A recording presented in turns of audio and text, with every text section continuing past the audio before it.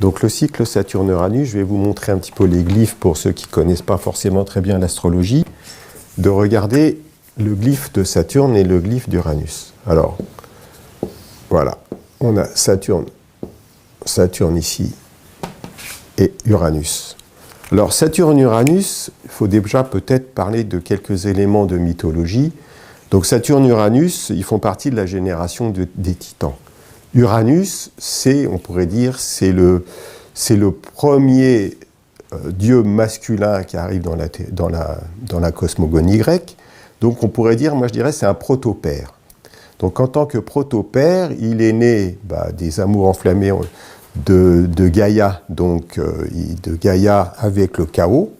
Donc c'est le premier élément masculin qui émerge.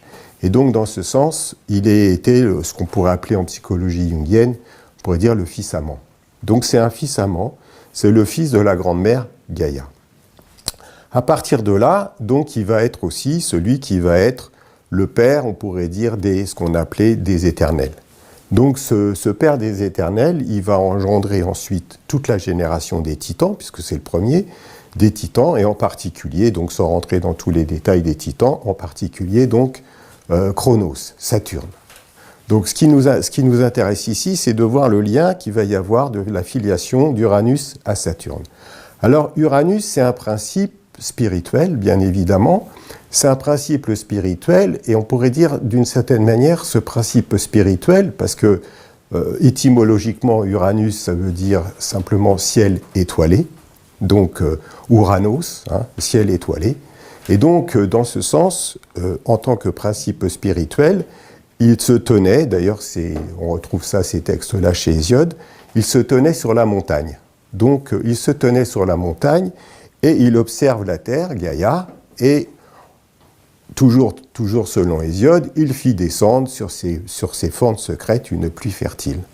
On retrouve cette notion-là aussi. À partir de là, on pourrait dire, va naître toute la génération des titans, des titanides, des cyclopes, des hécatonchires, les géants aux 100 bras, etc. Seulement, le problème qui se pose pour Uranos, c'est que ces enfants, il va toujours les trouver aussi monstrueux et hideux les uns que les autres.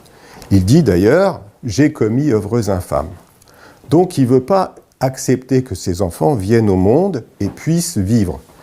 Et donc de ce fait, ils vont rester enfermés dans le corps de la Terre, donc Gaïa, jusqu'au moment où Gaïa, qui ne peut pas enfanter, souffre et va demander à Chronos, le puits-né, disent les textes, donc ce dernier fils, Chronos, Saturne donc, de commettre un outrage, c'est-à-dire de pouvoir délivrer tous les enfants, la progéniture, et donc qu'une nuit où Uranos vient couvrir la Terre tout entière, puisque ciel étoilé, donc ça veut dire aussi en toute inconscience, c'est une procréation, c'est-à-dire qu'Uranos, il est très fertile, il est procréateur, il crée, mais en même temps, c'est très désordonné, et il crée des œuvres infâmes, dit-il lui-même, donc qui sont monstrueux. Donc on montre, mais en même temps qu'il n'assume pas. Je reviendrai sur cette notion parce que c'est important de comprendre la symbolique d'Uranus à travers ça. Et donc Saturne, donc Chronos, va commettre l'outrage, c'est-à-dire qu'il va castrer, il va couper le phallus, les couilles on pourrait dire pour parler crûment, il va couper donc le sexe du père, donc de cet Uranos, qu'il va jeter, dans les flots, et de là d'ailleurs, de ce sperme va naître Aphrodite. Et Aphrodite, étymologiquement, c'est né de l'écume des flots. Depuis, après, il y a aussi les gouttes de sang qui tombent sur la terre, et donc là va naître effectivement les Érénies, les nymphes méliennes, etc. Donc je ne vais pas rentrer dans tous ces détails-là. Mais ce qui est intéressant, c'est de voir qu'à ce moment-là, il y a un moment donné, il y a un retournement, il y a une castration. Pourquoi ? Parce que Uranos, d'une certaine façon, il est dans le monde des idées, dans le monde de l'esprit. Et donc, dans ce fait-là, tout ce qui va être incarné, et tout ce qui prend corps dans la matière, eh bien, n'est pas forcément au reflet de l'idée qu'il en a au départ. Et donc, dans cette notion-là, ça veut dire que, comme il y a une imperfection, eh bien, cette imperfection, il ne l'accepte pas. Seulement, le problème, c'est que dans l'incarnation, On est dans un monde imparfait, quand on prend sur le plan de l'incarnation. Donc de ce fait, la castration va couper, on pourrait dire, ce monde des idées pour qu'elle puisse prendre corps. Ce qui veut dire d'ailleurs que, c'est un petit détour ça, mais que astrologiquement, les personnes qui vont être très marquées par la dynamique uranienne, ce que certains appellent les uraniens, ils peuvent avoir effectivement toujours des idées plein la tête, ils peuvent avoir effectivement des tas de projets, mais avoir avec une difficulté à l'incarner. C'est-à-dire comme si, à chaque fois qu'il va falloir passer du plan de l'idée à la plan de la réalisation, il y a toujours une insatisfaction.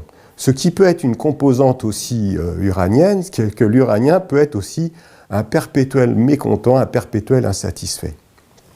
Et donc, de ce fait, Chronos, Saturne, le fils, là, va venir poser un acte qui va dire, maintenant, il faut faire avec ce qui est, avec les idées qui ont été pondues, entre guillemets, et donc de tenir compte de la réalité. Alors, quand on voit ce choc, on pourrait dire des titans, là, les deux, Saturne-Uranus, ils peuvent, au départ, représenter des principes très antinomiques.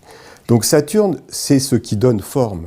Saturne, c'est la structure, on pourrait dire, dans un thème et en même temps dans un cadre. Structure, c'est pas simplement la forme physique, c'est la forme, c'est la structure, c'est tout ce qui va permettre de structurer les choses. Uranus, on pourrait dire, ça peut être aussi toute la folie débordante, et donc de ce fait, prendre les deux ensemble, c'est construire quelque chose de nouveau, construire quelque chose de neuf, à partir du moment où on va remettre en question un vieux système qui n'est plus établi. Alors,